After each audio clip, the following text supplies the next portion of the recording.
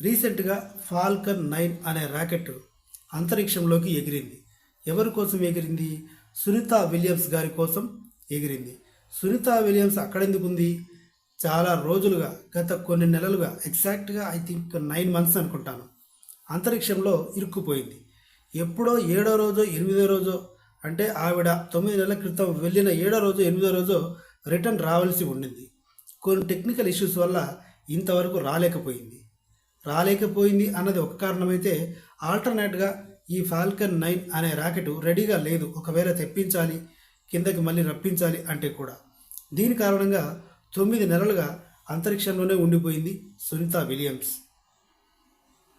ఇప్పుడు ఒక 4-5 రోజుల్లో క్షేమంగా కిందికి రాబోతుంది. కానీ క్షేమంగా వస్తుందనే గ్యారంటీ లేదు. అక్కడ జీరో, గాలి ఉండదు, ఎలాంటి టెంపరేచరు ఉండదు. 9 నెలలుగా అక్కడే ఉంది. ట్యాబ్లెట్స్ వేసుకుంటుంది, బ్రేక్ఫాస్ట్ ట్యాబ్లెట్, లంచ్ ట్యాబ్లెట్, ఇలాంటివి. ఉండి లేని సదుపాయాలు, బక్క చిక్కిపోయినట్టుగా కొన్ని ఇమేజెస్ గూగుల్లో కనిపిస్తున్నాయి. అవి కూడా ఎంతవరకు నిజమన్నది తెలియదు. ఇప్పుడు అక్కడ ప్రాణాలతో ఉంది అని మాత్రమే నమ్ముతున్నారు అనే మాట చెప్తున్నారు. అంటే ఏమై ఉండొచ్చు అన్నది మనం జస్ట్ ఊహించుకోవచ్చు. ప్రాణాపాయ పరిస్థితుల్లోనే ఉండి ఉండొచ్చు. భూమిని ఇంతవరకు ఆవిడ దగ్గర నుంచి చూడలేని పరిస్థితి, చూడలేదు.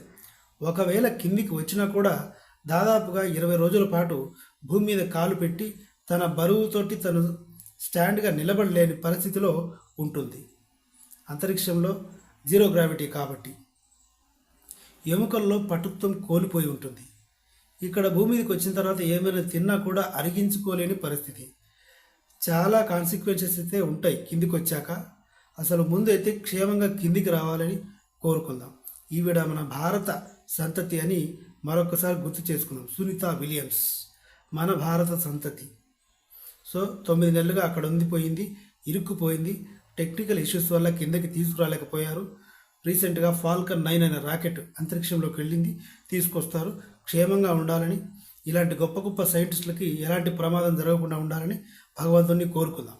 నా కంటెంట్, నా అభిప్రాయం మీకు నచ్చితే తప్పకుండా నా ఛానల్ని సబ్స్క్రైబ్ చేయడం మర్చిపోవద్దు. ధన్యవాదాలు.